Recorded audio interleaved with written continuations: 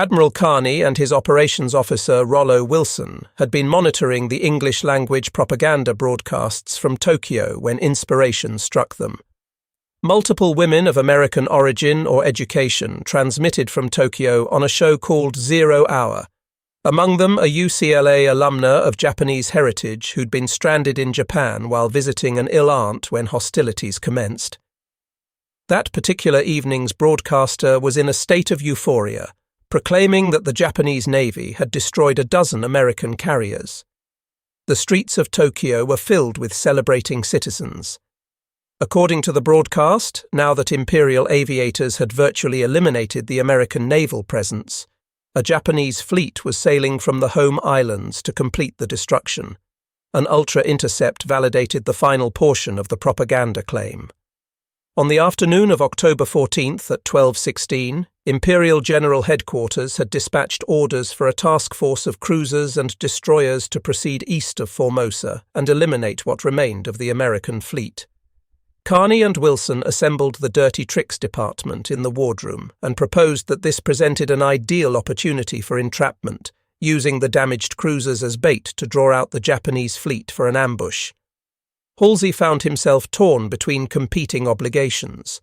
Standing orders dictated that when a major enemy fleet element presented itself or could be engaged, destroying it became the paramount objective.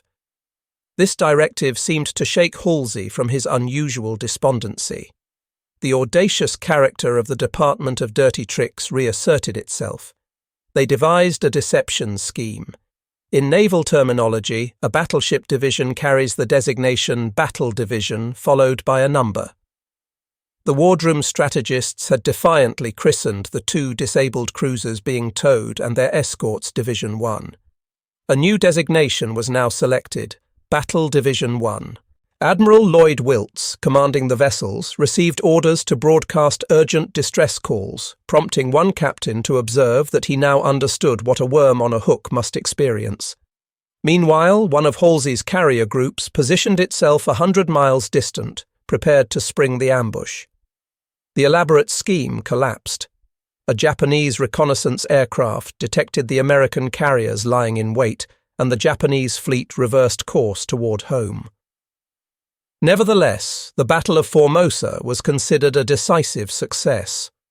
Over 3 days, the Third Fleet had destroyed or shot down approximately 600 Japanese aircraft, roughly 1/3 the number of German Luftwaffe planes destroyed during the Battle of Britain.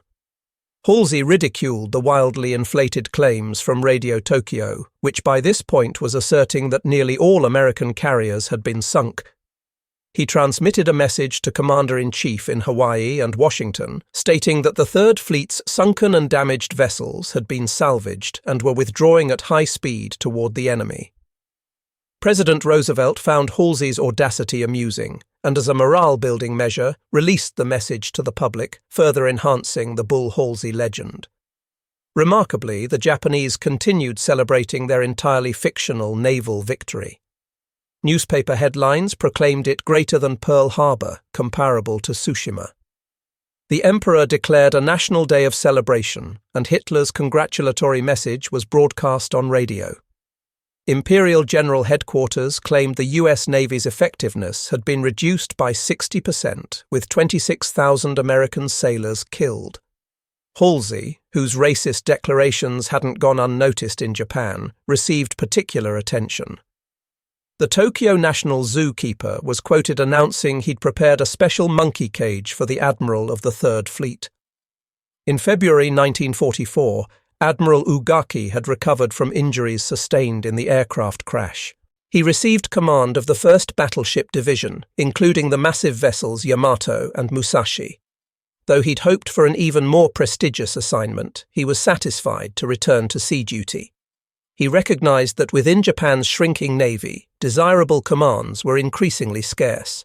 Sacrifice had become the prevailing ethos. Banquets and geisha entertainment had been prohibited in Japan, where billboards proclaimed luxury as the enemy. Tokyo grew increasingly shabby and threadbare. Park benches had their iron railings removed, along with temple gongs and bells for armament production scrap metal. Men wore what was termed the national civilian uniform, drab grey trousers and tunic, while women wore monpe peasant-style pantaloons. On March 22nd, Ugaki wrote that his insides felt unwell and that eating less was advisable. Under current circumstances, he reflected, their food represented excessive luxury. Oil concerned Ugaki more than food, and he worried about American submarines sinking Japanese tankers before they could reach Japan from the south. Only belatedly was the Navy General Staff examining improved convoy protection. When he chose to be, Ugaki proved an intelligent critic of Japanese naval strategy and a sober realist. On April 27th, he boarded the aircraft carrier Taiho for tabletop maneuvers, moving miniature ships across a large conference room table. The American Navy now possessed roughly twice as many carriers as the Japanese. To compensate, the Japanese manipulated their war games, making assumptions favorable to themselves. Ugaki recognized this folly, privately noting in his diary that his superiors had structured the exercise with developments too advantageous to the Japanese fleet. He'd learned through bitter experience. As Yamamoto's chief of staff, refereeing war games before Midway, he too had arbitrarily altered outcomes to forecast Japanese victory. Ugaki no longer remained a rigid battleship traditionalist. His service under Admiral Yamamoto had eroded his faith in conventional doctrine. He was even beginning to question what was considered sacred, decisive battle. On April 27th, he wrote wondering why sufficient consideration wasn't given to attacking enemy elements easier to destroy, rather than perpetually seeking decisive battle. Ugaki would continue harboring doubts about Japanese strategy, occasionally speaking up bravely about them. But then he'd succumb to martial fantasies or retreat into a naturalistic dream world suffused with Yamato spirit, the ideal of ancient Japan shimmering as refuge from war's harshness. Memory sustained Ugaki. He wrote lovingly of his wife Tomoko on the 4th anniversary of her death, acknowledging how much he owed her soul, and he memorialized the anniversary of Admiral Yamamoto's death and his own near death. He remained searching for a way to fight so gallantly that one's name goes down in history and commits self-killing when nothing is left to one. He reread Yamamoto's poetry, though perhaps not fully appreciating his late chief's self-effacement. Quoting Yamamoto, Ugaki wrote, "Mikado's shield I shall always strive to be, never caring for my fame or life." Reality kept intruding. The condition of supply ships appalled him. At target practice, Yamato gunners scattered their shots. Most discouraging was witnessing Zeros crashing as they attempted carrier landings near the Yamato. The inexperienced pilots handled takeoffs better than landings. Accidents became so frequent that Admiral Ozawa, the overall fleet commander, cancelled training in May. Stern, unusually tall, striding with a peculiar loping gait, Admiral Jisaburo Ozawa eagerly sought decisive battle. As commander of the mobile fleet, the carrier strike force, he faced pressure from the Imperial Palace to locate and destroy the American Navy as it swept across the Pacific. Emperor Hirohito demanded of his admirals, who sometimes seemed more interested in preserving their vessels than attacking enemies. "Isn't there some place we can strike the United States?" At a palace conference in early 1944, he railed, "When and where on earth are you people ever going to put up a good fight? And when are you ever going to fight a decisive battle?" Ozawa had developed a plan attempting to overcome the Americans' roughly 2-to-1 advantage in ships. The Japanese carriers would utilize their island bases to extend aircraft range and trap the Americans in a vice. Shuttling between carriers and land bases on Saipan in the Marianas, Japanese planes would bomb American ships repeatedly.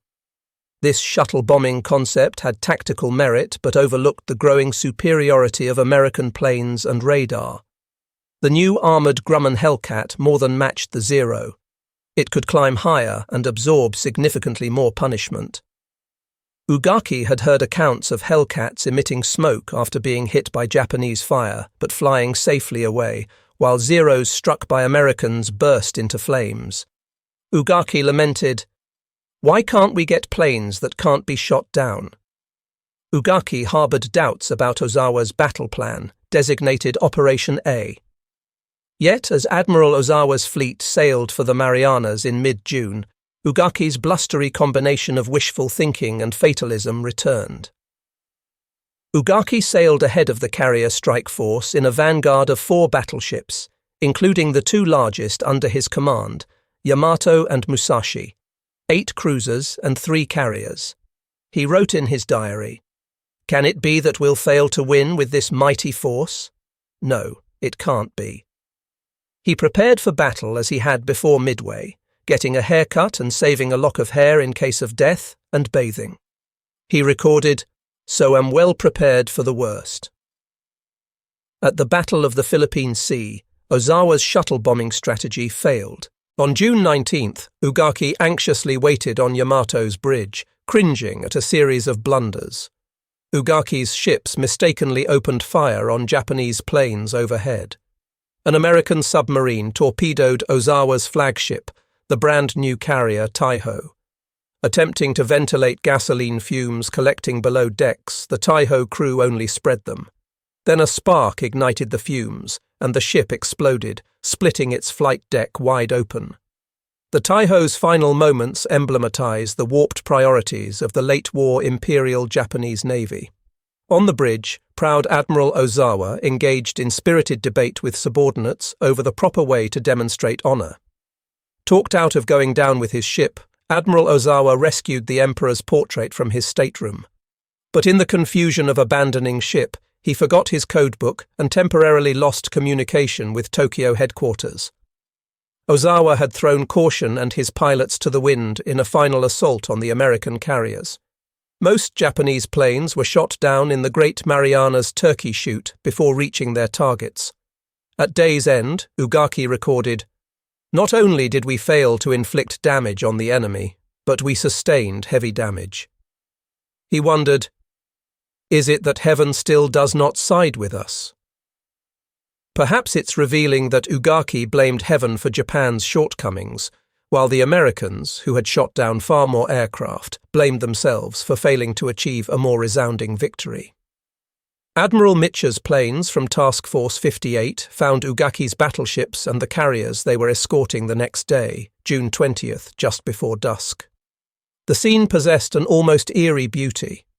As the sun, a giant red orb, hung on the horizon, American planes came wheeling and diving, machine guns blazing as they skirted giant cumulus clouds piled on a darkening sea.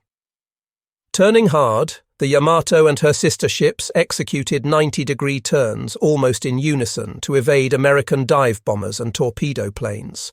One carrier, the Chiyoda, wasn't quick enough, and Ugaki observed a pillar of black smoke rising from her fantail. The carrier survived, but another carrier sailing with Ozawa's main body, the Hiyo, was hit and slowly rolled over. The Hiyo's crew raced to abandon ship, but a young ensign wielding a sword stopped them. He made the crew sing several patriotic songs until, as water swirled around their legs, the men swept past him and jumped overboard. The ensign could be seen waving his sword and still singing as the ship went down. The battle wasn't quite finished. Before the war, Admiral Ozawa had travelled to Germany to study the Battle of Jutland. To him, Jutland's lesson was never to stop pursuing the enemy. So he ordered Ugaki's battleships and the rest of the mobile fleet's vanguard to head east and seek a night battle against the Americans. Planes were sent forward to locate the enemy.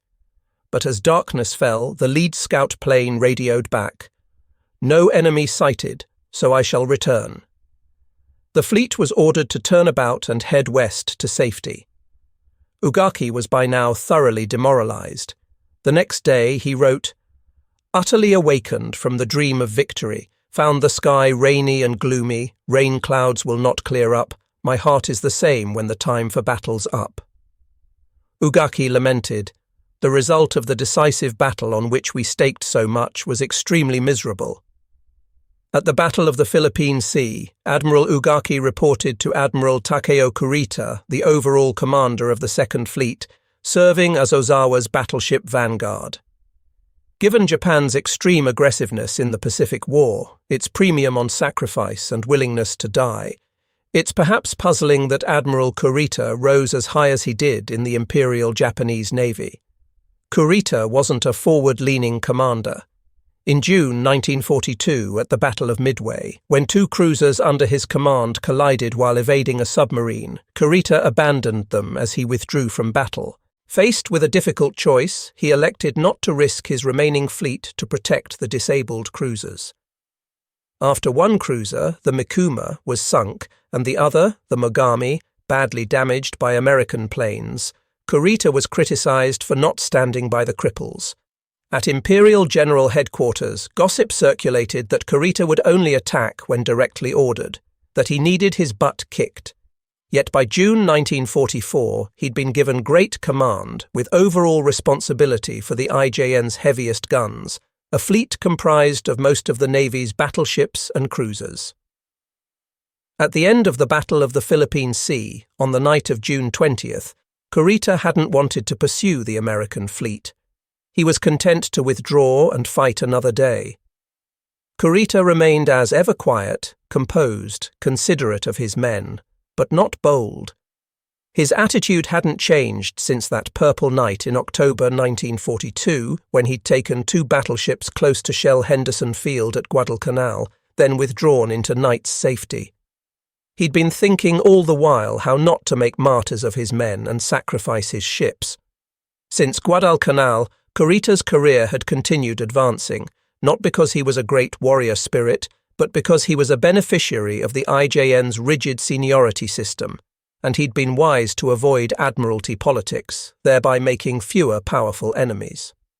Kurita was a torpedo and gunman, part of the old fraternity of admirals who only grudgingly accepted air power's primacy. As other senior admirals were wounded or killed in action, or chose to go down with their ships, or were sidelined by internecine rivalry, Kurita kept bobbing like a cork up the chain of command. By spring 1944, Kurita had been made commander of the Second Fleet, the force of 4 battleships, 8 cruisers, 8 destroyers, and 3 light carriers that at the Battle of the Philippine Sea had formed the vanguard for Ozawa's mobile fleet, the main carrier task force. Ugaki's battleship division, the super battleships Yamato and Musashi, provided the heaviest firepower for Kurita's Second Fleet. Ugaki answered to Kurita. His fate was largely in Kurita's hands. Kurita, now 54 years old, had been 2 years ahead of Ugaki at Etajima. The two men were long-time acquaintances, though not friends. Their careers had followed essentially different paths, Ugaki often at headquarters, Kurita almost always at sea. Though their fates were intertwined in the war's last great sea battles, the two men would stand apart as different models of leadership in a losing cause. On the eve of war, November 20th, 1941, Ugaki had written in his diary that he'd been favourably impressed by Kurita. As commander of a cruiser division heading south for Singapore's invasion, Kurita had visited the Combined Fleet Commander-in-Chief's quarters to say goodbye. At the time, Ugaki had written approvingly that Rear Admiral Kurita, who was supposed to meet the most dangerous situation, was the most calm. He was most trustworthy. As the war dragged on, however, Ugaki revised his opinion. He came to regard Kurita as complacent, more passive than steady, lacking the ardour required to fight a materially superior foe. As always, Ugaki was careful not to criticize his superior by name in his diary, but his feelings about Kurita aren't hard to detect. In private conversation, Ugaki was less discreet. According to Kenzo Ibina, the young ensign who'd acted as Ugaki's scribe, Ugaki held Kurita in low regard. Kurita was widely criticized for being tentative at the Battle of the Philippine Sea. After the war, senior captains in the Second Fleet told a leading popular historian of the Japanese Navy, Kazutoshi Hando, that Kurita hadn't pushed boldly eastward when he first received the order for a night attack from Ozawa. He'd stalled and zigzagged instead. He hadn't displayed the fighting spirit that Ozawa himself possessed. Interrogated by Americans after the war, Kurita was laconic and defensive. Communications in the Battle of the Philippine Sea had been poor, he said. He'd lost most of his air cover by the last day. Kurita wasn't blinded by delusions of miraculous victory. He didn't think the Americans were weak or easily intimidated. Ever since Guadalcanal, he told his interrogators, he'd known the Japanese were heading for defeat. Kurita never stated it outright to his American inquisitors, but the implication was that a lost cause wasn't worth dying for. By summer 1944, Kurita presented a stark contrast to Ugaki. While Ugaki believed, as he often wrote in his diary, that the purpose of life for a warrior is death, Kurita believed that dying was never life's purpose. That duty was important, to be sure, but that dying needlessly served no greater glory. Kurita had admired Admiral Yamamoto for urging captains not to go down with their ships. After Yamamoto's death, Kurita's model was Admiral Shigeyoshi Inoue, the most forceful and articulate philosopher of preserving lives and avoiding pointless sacrifice. Admiral Inoue had been Yamamoto's close friend. He would become Kurita's mentor. At the Navy Ministry before the war, Inoue had tried to protect Yamamoto from right-wing hotheads who wanted to depose him, if not kill him. As the war spun toward an ever more nihilistic climax, Inoue stood as an increasingly solitary voice of reason in the Imperial Japanese Navy. His voice didn't carry. Accused of being gun-shy in early sea battles, Inoue had been marginalized and given shore-based commands. Ground down by war and naturally reticent, Kurita kept his admiration for Inoue to himself. Kurita dutifully stayed at sea and in the fight, but he was seared by a near-death experience at Rabaul, the Japanese bastion in the South Pacific, toward the end of 1943. He'd been sent, over protest and against his better judgment, to bombard American landings at Bougainville with a squadron of cruisers. This was the Japanese raid, detected by American codebreakers, that prompted Admiral Halsey to tearfully sign orders for a daring preemptive attack by carriers Lexington and Princeton in November 1943. Kurita's cruisers were refueling in Simpson Harbor at Rabaul at 9:30 on the morning of November 5th, when American dive bombers and torpedo planes broke through cloud cover and began raining bombs. The harbor became chaos, geysers from exploding bombs and churning wakes as ships tried to unmoor and escape, only to be strafed and bombed and set on fire. Kurita was watching on his flagship's bridge, the heavy cruiser Otago, when a bomb fragment ripped out the abdomen of the ship's captain, Nobuyoshi Nakaoka. As he was being carried below on a stretcher, gushing blood, Captain Nakaoka smiled at Kurita and said, "Self-killing." Then he died. Masanori Ito, a journalist who knew Kurita, would later write that Nakaoka's horrific, smiling, pointless death profoundly affected Kurita. It strengthened his feeling of resistance toward any useless sortie, wrote Ito. There's no record of Kurita's inner thoughts at the Battle of the Philippine Sea in June 1944. But a lookout aboard the Otago, Kosaku Koitabashi, recalled seeing Kurita as he stood on the bridge watching planes land on a carrier a few thousand yards away. The pilots, young, green, untrained for battle, and inept at flying, were having great difficulty placing their planes down on the carrier deck. The planes would rise and sink, wings dipping and wobbling as anxious, exhausted pilots tried to line up with the ship. Often they'd break off and come around. Some crashed on deck or plunged into the sea. Quiet disgust played across Kurita's face. At the end of June, Admiral Ugaki sailed back to Japan aboard Yamato. At his hotel at Kure, the great Japanese naval base near Hiroshima, he noticed that citizens seemed grave and even downcast. Their country's plight was beginning to sink in, notwithstanding years of propaganda. Privations were becoming more severe. That summer of 1944, the government instituted a 7-day work week. Prostitutes were being pushed into factory work, chided as accomplices of the Anglo-American ideological struggle. Trains were now so crowded that a number of infants had suffocated, and coffins were so scarce they had to be reused. As a senior naval officer cosseted by rank's privileges, Ugaki didn't feel the pinch himself. He was able to find some relaxation at a geisha house that had renamed itself the Hanazono Service Corps, sewing buttons by day and offering services at night. he showed two of Yamamoto's geisha girls examples of their late lover's calligraphy. On July 4th, Ugaki went aboard Admiral Kurita's flagship, the cruiser Atago, and spoke to the 2nd Fleet Commander's Chief of Staff, Admiral Tomiji Koyanagi, who had just visited Tokyo. The Chief of Staff reported that headquarters was in turmoil but still optimistic and planning to shift to guerrilla warfare. Koyanagi didn't elaborate on what exactly guerrilla warfare might entail, but Ugaki picked up the notion and began ruminating in his diary about new ideas and new weapons. In fact, work had already begun on new or special ways of attacking. In the grandly euphemistic lexicon of the Imperial Navy, special meant suicidal. In the Imperial Palace, the Emperor's naval aide, Captain Eiichiro Jo, began pushing self-killing as an official war strategy, apparently with the Emperor's approval, or at least his acquiescence. Captain Jo was a direct descendant of a well-known 13th-century samurai warrior who had been saved when a divine wind, the kamikaze, providentially swept away a Mongol invasion fleet. In June 1943, Jo had drawn up a plan for a special attack corps that would fly planes equipped with 550-pound bombs into American ships. Simultaneously, a pair of Navy designers began work on a one-man self-killing torpedo, the Kaiten, or Heaven Shaker. By shaking the heavens, the Kaiten would turn around the war's course and re-establish the natural order of things, with Japan at the universe's center.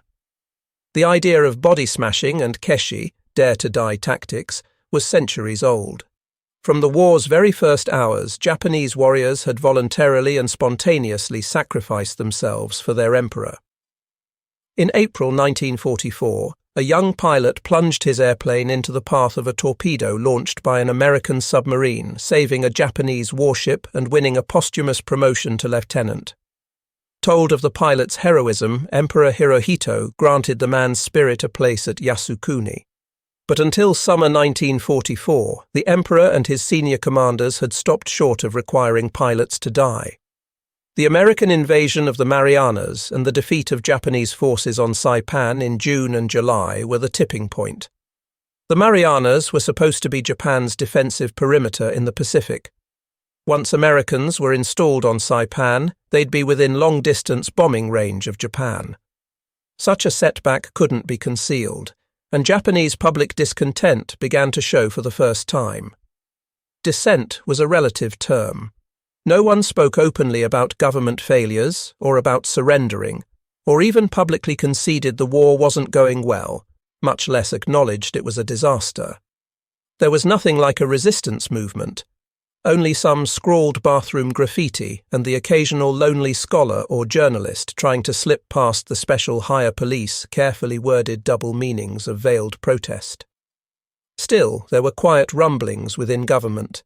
In the past, vague murmurings of disquiet had preceded violence from the shadows. Hirohito's Prime Minister, General Hideki Tojo, took most of the blame for the surprising developments in a war that, according to newspapers, Japan had been gloriously winning. Threatened with assassination, Tojo stepped down and a new government was formed in July. Saipan's fall might have been the moment to seek peace. The emperor added a well-known dove, Admiral Mitsumasa Yonai, to his cabinet. Along with Admirals Yamamoto and Inoue, Yonai had argued against going to war with America in the first place.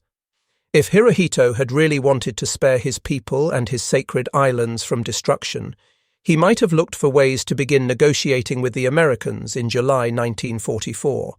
But Hirohito often seemed to be travelling on two tracks in opposite directions. Just as he was including a dove in his cabinet, the emperor adopted the policy of gyokusai, or broken gem. Better to be a gem smashed to atoms than a tile that is whole. Japan was the gem. Imperial General Headquarters documents of the time speak of the gyokusai of the 100 million. Like almost every other aspect of Japanese strength, the empire's population was officially exaggerated. It was actually 70 million people. The gyokusai policy wasn't, at least initially, nihilistic.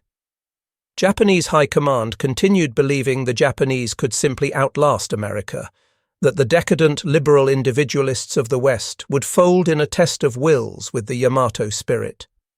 Scholars have argued about whether the emperor was the pawn of the militarists or their goad. The best evidence suggests he was a bit of both, a deeply passive-aggressive figure overwhelmed by unbearable destiny. In any case, the Showa throne was entering deep denial in summer 1944. Some steps required of the 100 million were pathetic. In schoolyards, children began making 30,000 balloon bombs supposed to drift 5,000 miles across the Pacific and wreak havoc on America's west coast. At least 9,000 balloon bombs were launched between November 1944 and April 1945. A few made it, killing some trees and an unfortunate adult and 5 children who found a balloon and accidentally detonated it in Oregon in May 1945. The Japanese populace didn't all toe the line. Black markets were popping up here and there. But the thought police pounced on social deviants, arresting movie patrons who failed to remove their hats when the emperor's image appeared in newsreels. From the imperial palace, Captain Joe unleashed the madness in more significant ways. The emperor's aide-de-camp had been aboard Admiral Ozawa's flagship, the Taiho, sunk at the Battle of the Philippine Sea. He'd seen with his own eyes a pilot crash-dive his plane into a torpedo heading for the carrier. For months he'd been discussing body-hitting tactics with Admiral Takejiro Onishi, the IJN's leading advocate of air power. Onishi was brilliant, 7th in his class at Etajima, a hard-drinking, hard-living man who'd caused a minor scandal before the war by publicly slapping a geisha girl for being sullen. In late June, Captain Joe wired Onishi. No longer can we hope to sink the numerically superior enemy aircraft carriers by conventional attack. I urge the immediate organization of special attack units to carry out crash dive tactics. Onishi had some reluctance to order mass self-killing, but he overcame it. He was infamous in the Navy for his unyielding treatment of 7 Japanese airmen who'd escaped from an American prisoner of war camp. Because they'd violated standing orders to die rather than be taken prisoner, the men were stripped of rank and ordered to fly daytime reconnaissance over Port Moresby, New Guinea, in effect to go out and die, which they did. In autumn 1944, Admiral Onishi began organizing the first self-killing or kamikaze squadron of pilots. The palace blessing on self-killing set into motion a veritable assembly line. First came the Oka, Cherry Blossom, a piloted rocket bomb, very fast but hard to aim. The Americans rechristened the bomb the Baka, stupid. Then the Kaiten human torpedo was put into production, along with the Shinyo, ocean shaker, self-killing speedboat. Eventually, suicidal frogmen, called Fukuryu, crawling dragons, would be wired with bombs and sent crawling across the sea bottom toward American ships. It would be October before the self-killing units were sent into action, but they would make an already horrific war more terrifying. Admiral Ugaki welcomed the spirit of required sacrifice. In July, he faithfully recorded the farewells of the doomed garrison on Saipan. "I am going to charge into an enemy position. Self-killing," wired one commander before losing every one of his 3,000 men, some armed only with sticks in a suicidal night attack on July 6th. On July 11th and 12th, hundreds of Japanese civilians on Saipan leaped to their deaths over cliffs onto rocks below or blew themselves up with grenades.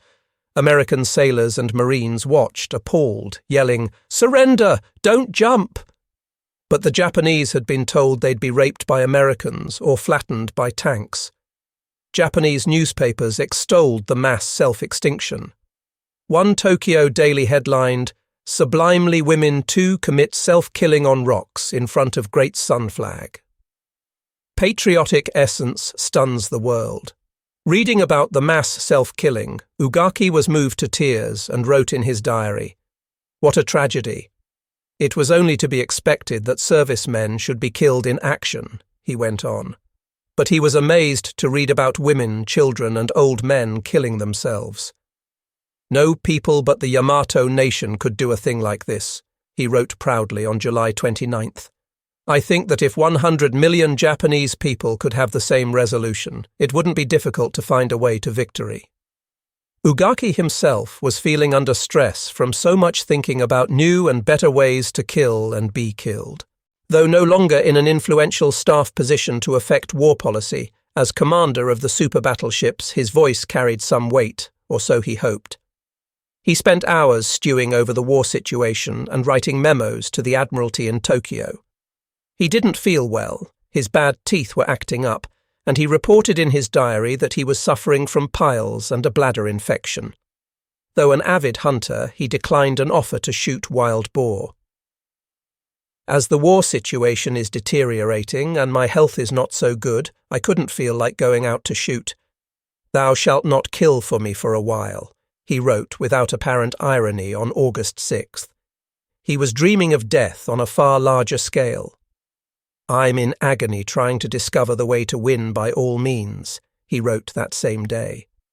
At Imperial General Headquarters in Tokyo, Ugaki's superiors were also looking for a way.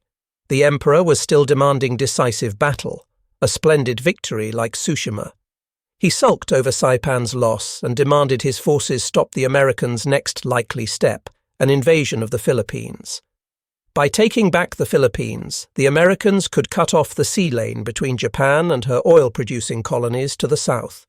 Japan would slowly strangle. On August 1, 1944, Combined Fleet Top Secret Operations Order Number 83 directed Japanese forces to intercept and destroy the invading enemy at sea in a decisive battle. The plan was called Shogo, Victory Plan Number 1. The plan would evolve and mutate and become increasingly complex until it was really not a plan at all, but rather an expression of frustration and longing.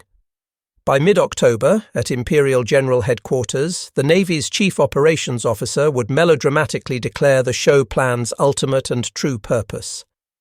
Please give the combined fleet the chance to bloom as flowers of death. This is the Navy's earnest request. Throughout the planning process, the top brass juggled the honor of dying for the Emperor with practical concerns like a drastic shortage of planes and pilots. Japan's high command was slowly being forced to face defeat's prospect.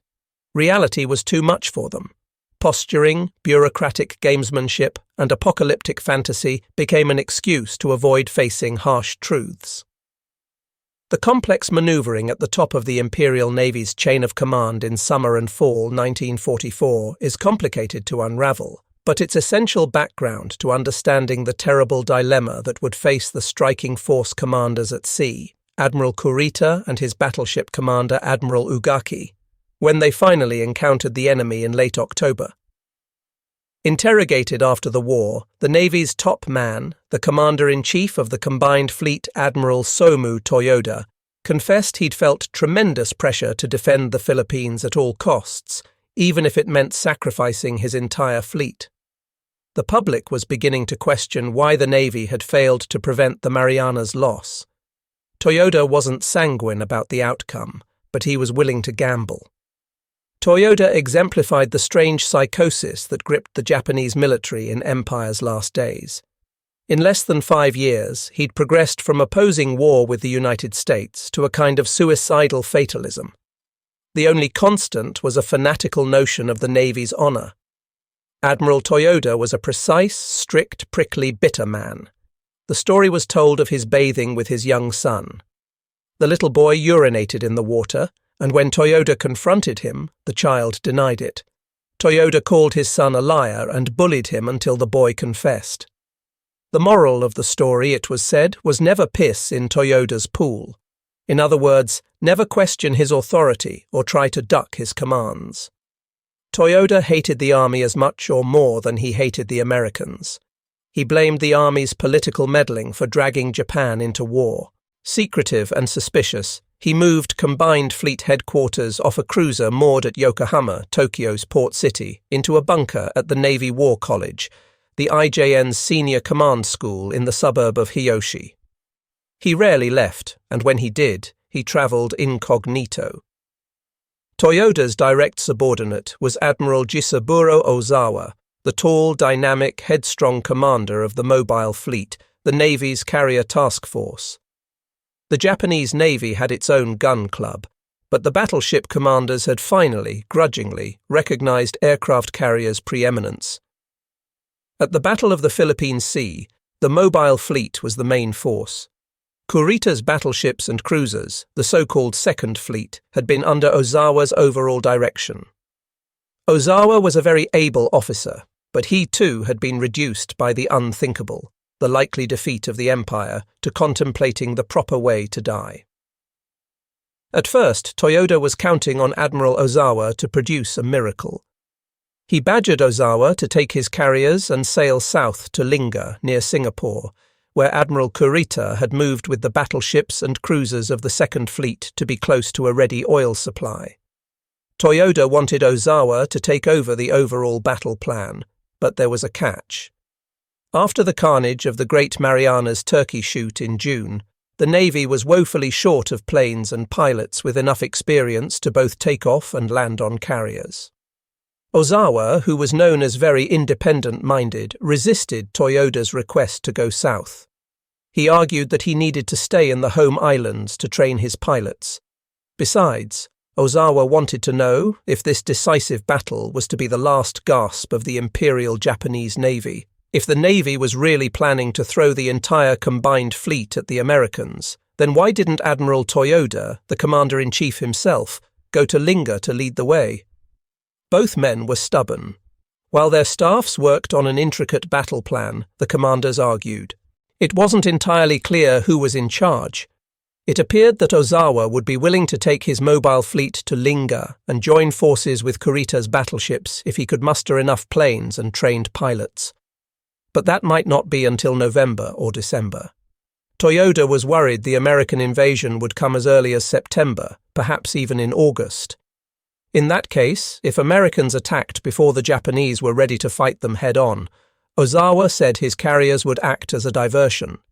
Sailing down from the home islands, they'd try to draw the American carriers north. The Japanese knew the American carrier task force was commanded by Admiral Halsey, and they knew, from reading Bull Halsey's own brash talk in the American press, that he was the sort of commander who liked to charge. The Japanese would in effect drag their capes in front of the bull in hopes of luring Halsey into battle off Cape Engano, which in Portuguese means Cape Deception.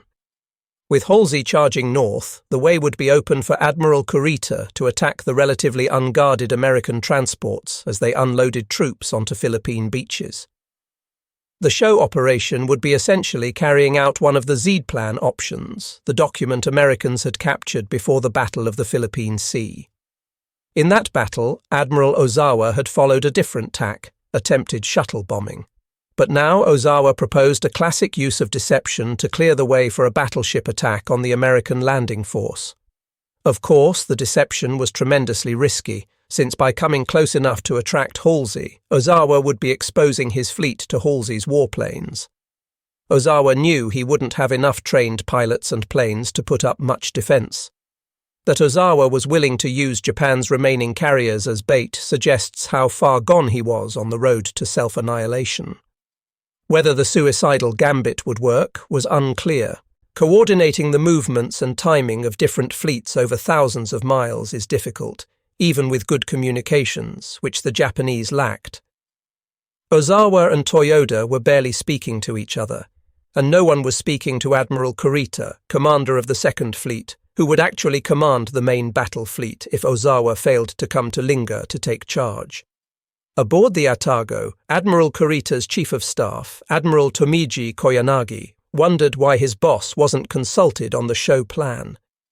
Koyanagi asked Tokyo to send the combined fleet's chief of staff to Linga for open and frank discussions of the plan to repel the American invasion of the Philippines. But headquarters refused. Instead, Koyanagi was instructed to fly to Manila to be briefed, to be informed, not consulted, by a combined fleet operations officer, a mere captain. Koyanagi didn't protest. The Second Fleet's top staff officer, who would play a critical role advising Admiral Kurita in the coming battle, was an enigmatic figure. In the Japanese fashion, he was a master of indirection, rarely saying what he meant, but persistent nonetheless in getting his way. Well educated, near the top of his class at Etajima, he was a close observer of the scene. his post-war recollections are revealing of the inner workings of the Imperial Japanese Navy, though Koyanagi was careful not to offend. He was regarded as a gentleman by his fellow officers, though by some as a sea lawyer who could twist the facts ever so subtly if necessary. Koyanagi had the manners of a diplomat, but he'd seen plenty of action, and his experiences had filled him with abhorrence for futile struggle. In contrast to his superiors Toyoda and Ozawa, Koyanagi wasn't a fatalist. Like Kurita, he believed in survival, though he was willing to pose as a death-defying zealot to preserve his chances of survival. His post-war writings about the Battle of Leyte Gulf have a slightly schizophrenic quality. He writes thankfully about being given the opportunity to die, while in the same sentence or the next, subtly conveying his true feelings, that sending men on a doomed mission was a waste. During the war's first year, he'd been captain of the battleship Congo, and at Guadalcanal he'd commanded a destroyer squadron. His destroyers had pulled off the successful evacuation of thousands of starving troops. Koyanagi later recalled the dead expressions on soldiers' faces as they spooned in bites of porridge, the only food they could hold down. At his destroyer base at Bougainville in 1943, Koyanagi had tried to make life bearable despite American air raids so frequent they were dubbed Tojo Cabin, scheduled runs. At the air raid alarm's sound, destroyers would cast off moorings and violently jerk their bows back and forth to present a moving target. Koyanagi nicknamed these evasive maneuvers the Bon Dance because they reminded him of the rhythmic swinging of dancers at the annual Bon Festival of the Lanterns. But by the Battle of the Philippine Sea, Koyanagi's light-heartedness had turned to despair. He recalled watching an American reconnaissance plane lazily turning above anti-aircraft gun range as it tracked the Japanese fleet's movements. The Japanese had no more planes left to shoot it down. At Kure shipyard, after the battle, Koyanagi had watched as workmen welded hundreds of 25mm machine guns onto every bit of available space on his ship. The machine guns were supposed to shoot down or ward off attacking planes. Battleships now carried an extra 90 machine guns, cruisers an extra 60, and destroyers an extra 30. They wouldn't be enough, Koyanagi was well aware. Without proper air cover, Koyanagi realized with a weary and bitter heart the great warship's next battle would be the last. On August 9th, Koyanagi and Kurita's chief operations officer, Captain Tonosuke Otani, flew to Manila. They were put up in a grand suite that had once accommodated General MacArthur, but at breakfast the next day they were served hard rice and, as Koyanagi recalled, soup with nothing in it. Even naval officers were now feeling food shortages. After this meagre repast, the Navy General's staff captain, sent down from Tokyo, gave them their orders. As soon as the American invasion force was detected off the Philippines coast, Kurita's Second Fleet, 7 battleships, 13 cruisers, and 19 destroyers would swing into action. Now dubbed the First Diversionary Striking Force, it would rush forward and destroy enemy transports on the water before they disembarked their troops, Koyanagi recorded. If this failed and transports began landing operations, the attack force would engage and destroy the enemy in their anchorage within at least 2 days of landing, thus crippling the invasion effort. Koyanagi was full of questions. Shouldn't the Japanese battle fleet be seeking out and destroying the American carrier task force? After all, weren't the American carriers the real threat? Sink them, and the combined fleet would stop the Americans on their path to Tokyo. Koyanagi was given somewhat vague reassurances that Ozawa's mobile fleet would take care of the American carriers, although how wasn't made clear since Ozawa had few pilots and planes at his disposal. Koyanagi wanted to at least leave open the possibility that Kurita's battleships could attack the American carrier fleet if the opportunity arose. He carefully and diplomatically posed a question, conceding his duty, but leaving open the possibility for more glorious action. According to this order, the primary targets of the First Diversionary Striking Force are enemy transports, but if by chance carriers come within range of our force, may we, in cooperation with shore-based aircraft, engage the carriers and then return to annihilate the transports. Koyanagi later wrote that this question was answered affirmatively by Combined Fleet Headquarters. Koyanagi had just written a loophole wide enough to steer a fleet through. In the battle to come, he would use it as an escape clause. Koyanagi flew back to Linga to report to Admiral Kurita. He found the commander of the newly created 1st Diversionary Striking Force in his cabin aboard the cruiser Otago. The admiral, Koyanagi observed in a memoir of his service, Kurita Kantai, the Kurita fleet, rarely stated his opinion. He didn't get agitated or moved easily, but this time, Koyanagi noted, Kurita showed his surprise in his expressions. Kurita's reaction was mild compared to that of his captains. Koyanagi later wrote, "On the following day, the report of the Manila meeting and the show plan was conveyed to all the main officers of the fleet. Everyone of Kurita's fleet expected there were going to be some interesting and exciting tales from the meeting. They were taken aback and disappointed to learn that their job was to charge into the enemy's bay and smash the transport fleet. They complained, why couldn't they fight face-to-face with the US main fleet? But the order was the order. Orders are orders. Still, captains wanted to know. As Ozawa had asked, why didn't Admiral Toyoda come down to Linga and take command of this last great sortie by virtually all the battleships and cruisers of the combined fleet? What if Japanese scout planes failed to detect the American invasion fleet while it was still at sea, and as a result, the 1st Diversionary Striking Force arrived too late after the transports had unloaded? What good would it do to sink empty transports? And what about the American carriers? They were the real game. If the Japanese battleships ignored them and sailed for the invasion beach, American carrier-based planes would rain bombs on them, sinking them before they could even reach the beachhead. On and on the questions came. As Chief of Staff for Admiral Kurita, Koyanagi's job was to listen patiently and betray no personal bias or favoritism or sympathy.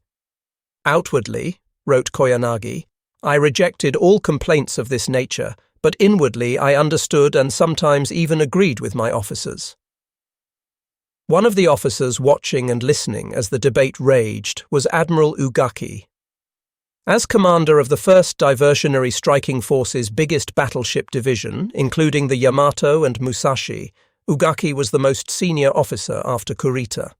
As Yamamoto's former chief of staff, Ugaki was a voice to be reckoned with, but he remained silent as more junior captains raged and fulminated. Ugaki was, in his own more fatalistic way, almost as ambivalent as Koyanagi, and just as careful about not revealing his true feelings to fellow officers. Ugaki had at first welcomed the show plan. Now we have something to study, he wrote on August 13th.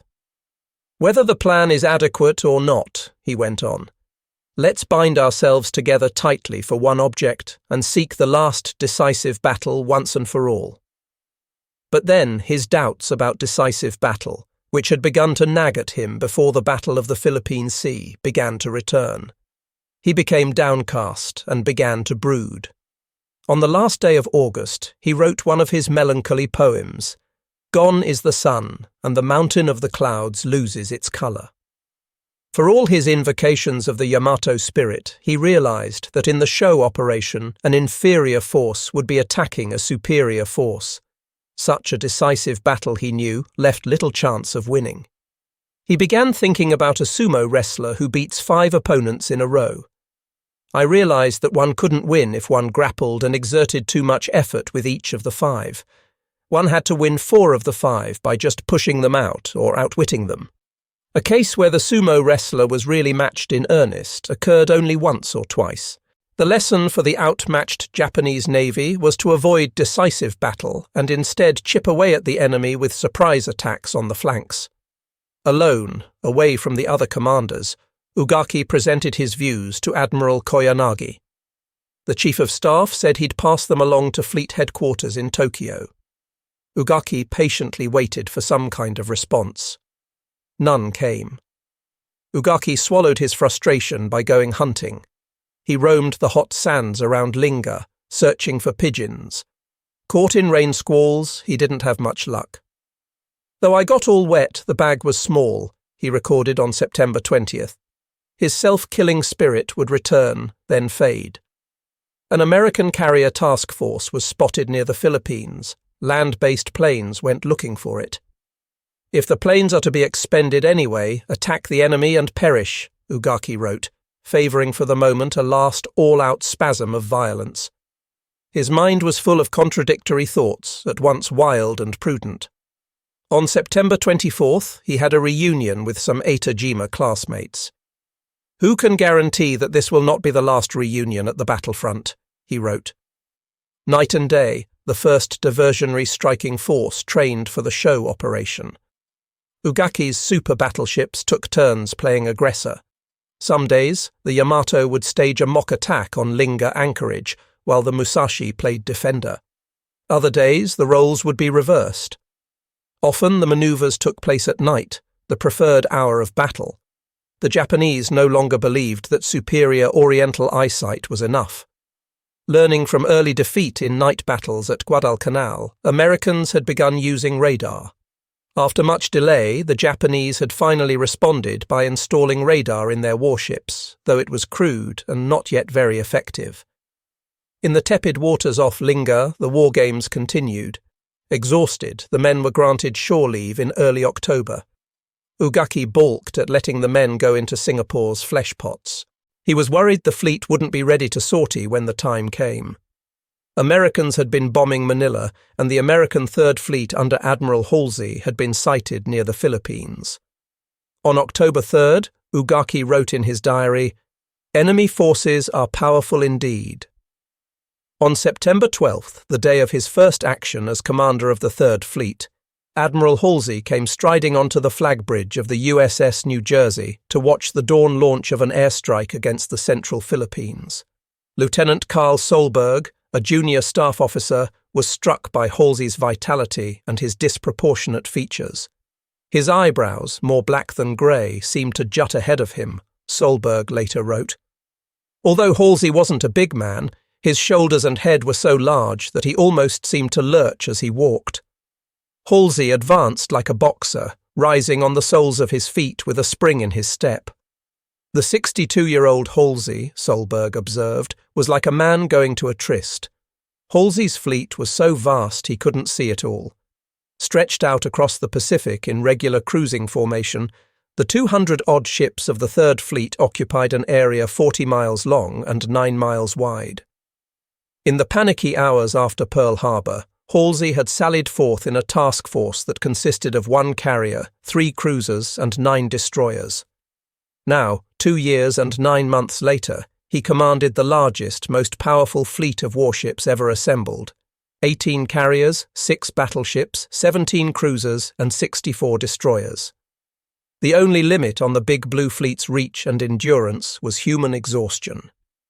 By a miracle of ingenuity, the At-Sea Logistics Service Group, some 34 fleet oilers protected by 11 small escort carriers, 19 destroyers and 26 smaller destroyer escorts, a giant floating Texas oil field accompanied the Third Fleet, delivering the 2 to 3 million barrels of oil and 3 to 4 million barrels of aviation gasoline it needed every month.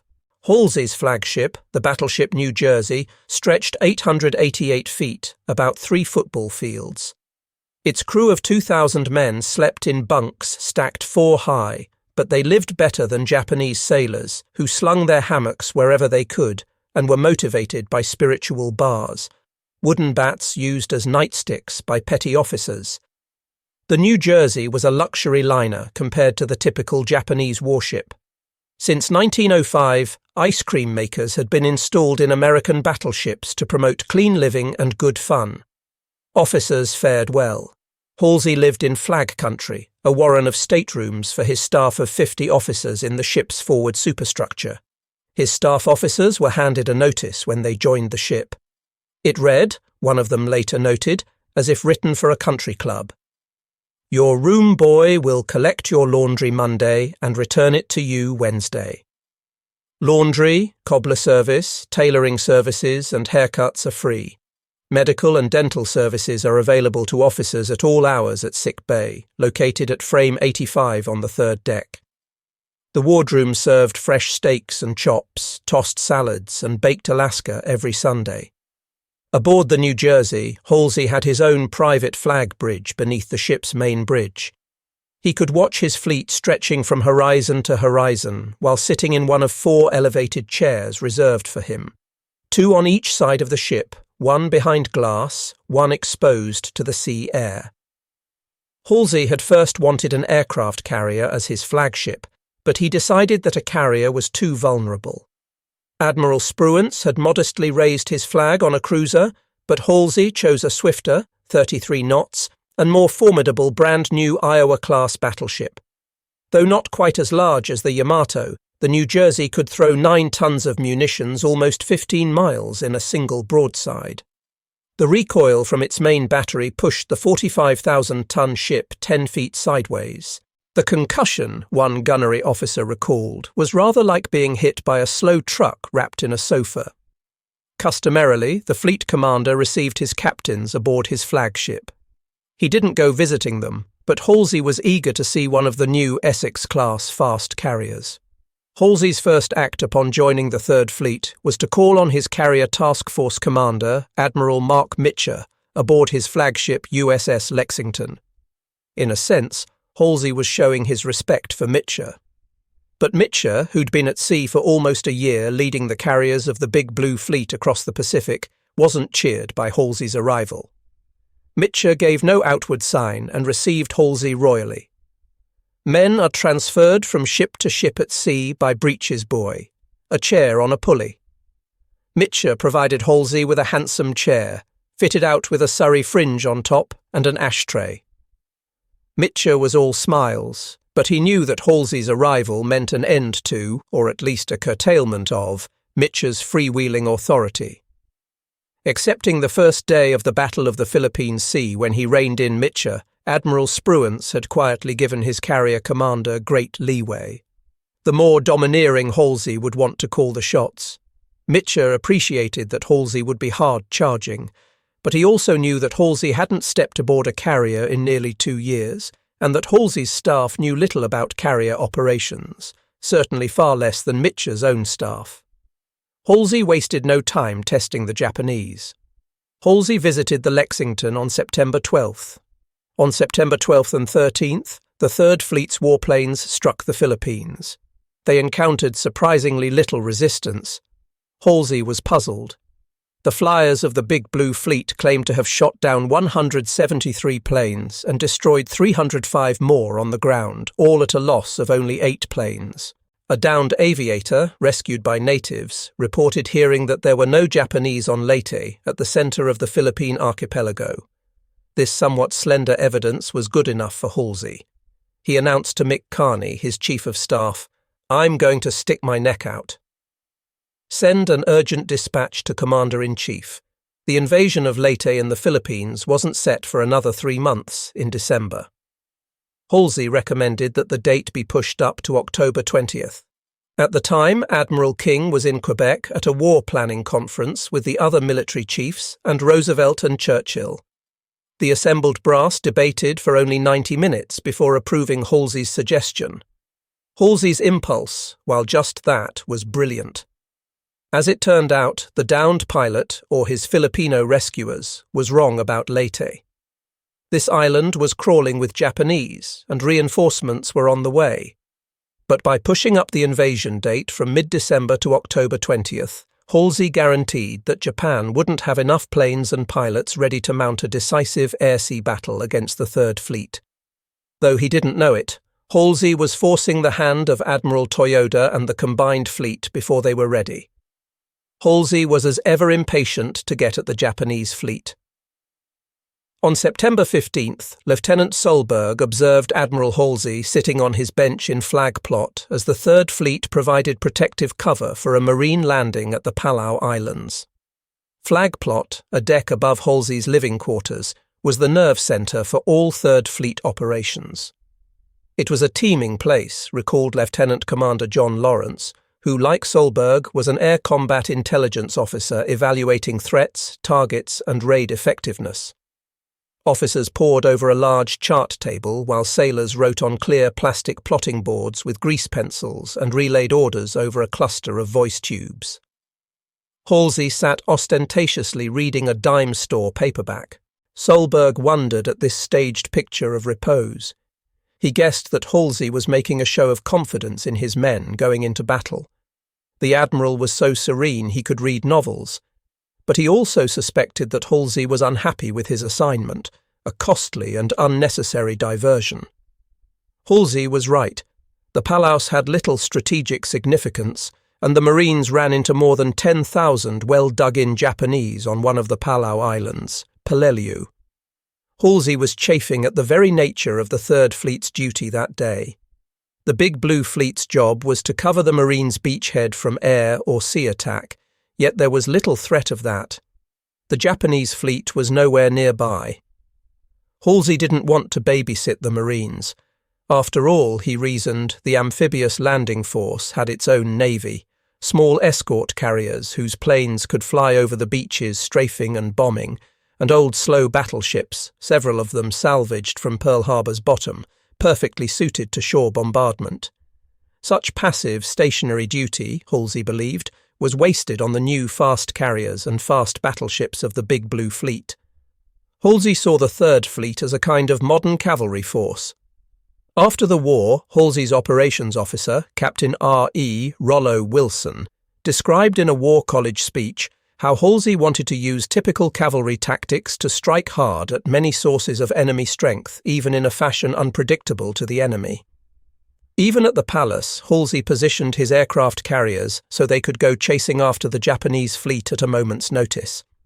Halsey's freewheeling, take-them-by-surprise tactics were bold and often effective, like those of the Confederate generals Halsey revered, dashing figures like Nathan Bedford Forrest and J.E.B. Stuart. But later events would suggest that Halsey shared his hero's weaknesses. When General Robert E.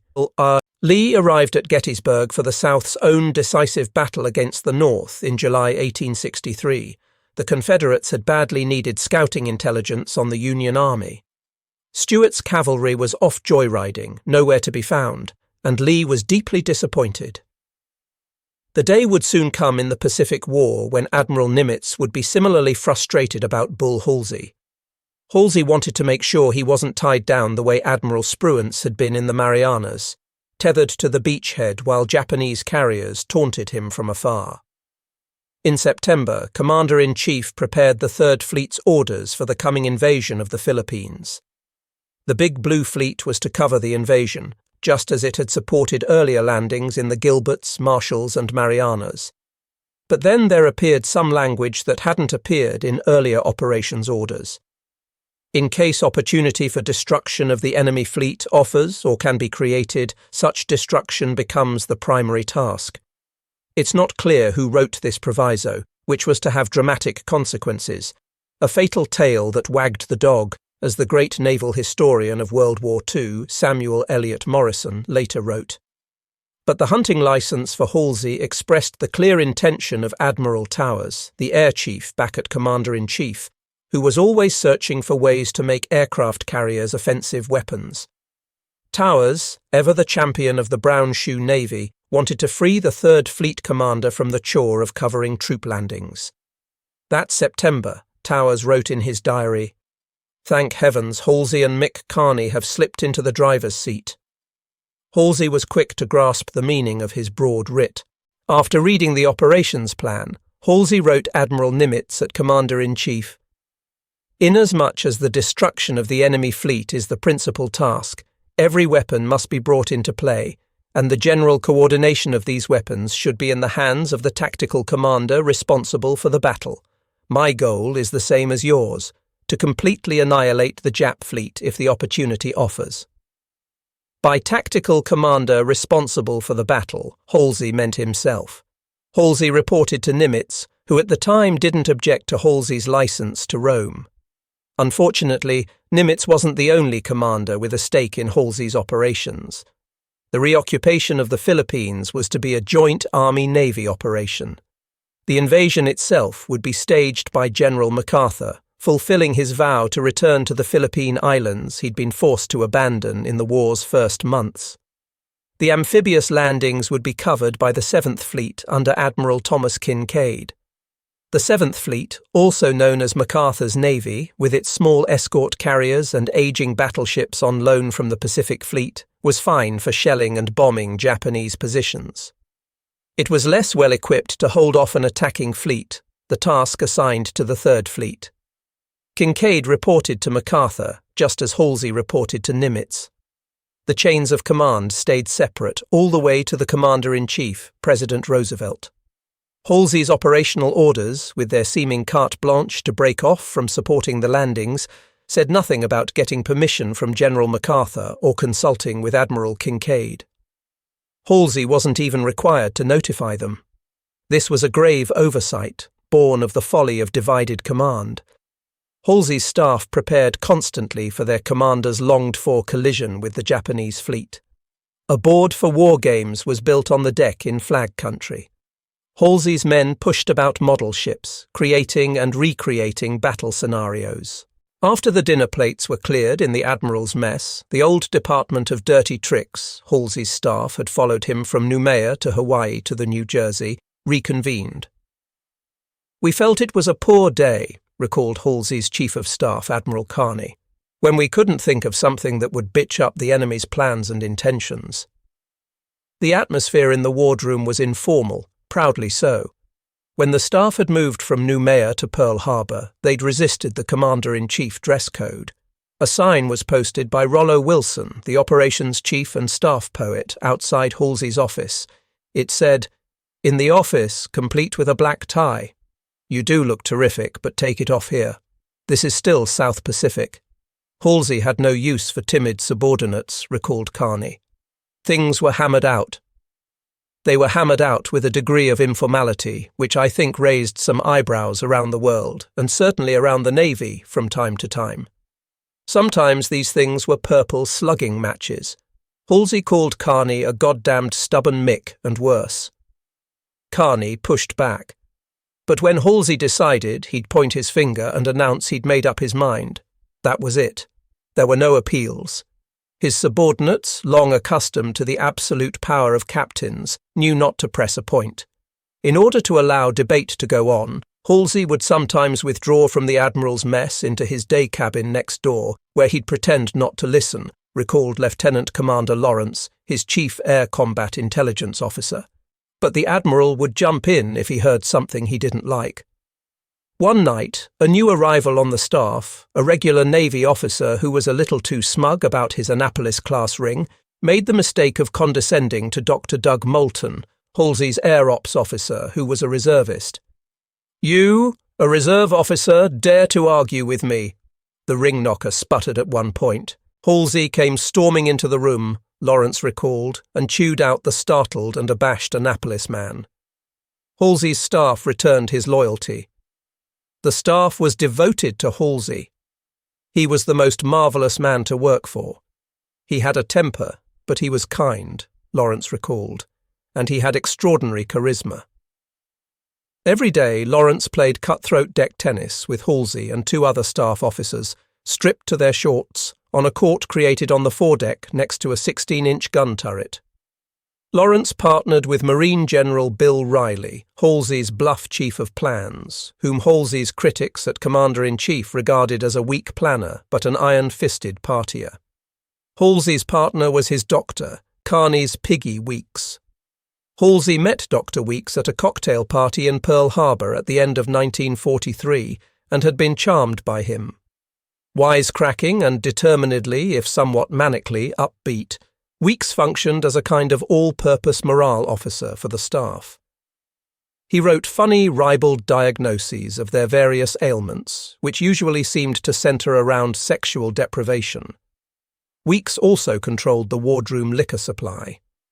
Drinking alcohol had been banned aboard Navy ships since World War I, but Weeks and Halsey had a benign view of drink's medicinal properties. When he heard that stressed-out pilots were being given sedatives, Halsey ordered that the pilot's ready room be supplied with bourbon instead. Judging from the quantities of bourbon and scotch that Halsey bought for his wardroom liquor stores every month, some spirits may have been consumed in the wardroom as well. Lawrence could recall only one drinks party aboard ship, after a stressful series of air raids against Japanese bases on Formosa in October. But he suspected that Dr. Weeks gave his patient a shot or two at bedtime. Weeks was very sensitive about Halsey's emotional as well as physical health. "We all were," recalled Lawrence. "Everyone in the wardroom knew about the psychosomatic rash that had put Halsey into a hospital and kept him out of the Battle of Midway." Lawrence, a genial Boston Brahmin educated at Harvard, loved the free-flowing, relaxed, often entertaining banter and debate of the Dirty Tricks department. But he was uneasy about the tension he felt with Captain Mike Cheek, the staff's chief intelligence officer. Cheek outranked Lawrence, but he wasn't as comfortable with the give and take in the Admirals' mess. Cheek rarely went to flag plot, preferring to maintain an office in his stateroom. Cheek was a very tense person, Lawrence recalled. Cheek seemed to the Ivy Leaguers to have a chip on his shoulder. An Annapolis graduate, he'd been passed over for promotion and left the Navy in the 1930s. As a businessman in the Far East, he'd learned a great deal about the Japanese by playing poker with them. He'd rejoined the Navy before Pearl Harbor, not as a line officer on a warship, but in the Office of Naval Intelligence. Cheek had little command presence, and his insights rarely broke through the hubbub around the messroom table. Because of his poker face, it was very hard to know what was on his mind, Lawrence recalled. His inarticulateness made him his own worst enemy. Although Carney, the chief of staff, turned to Cheek for his read on the Oriental mindset, Cheek couldn't stand up to the flyboys, recalled Solberg, who also found Cheek to be one of the most phlegmatic men I've ever known. The flyboys were the air combat intelligence officers, on paper subordinate to Cheek, who was in charge of overall intelligence, but in fact freewheeling brown-shoe Navy men. Flyboys and deck officers alike tended to look down on men from the Office of Naval Intelligence on the dubious proposition that only a man who couldn't get a ship command or fly airplanes would settle for intelligence work. Air combat intelligence derived its aura,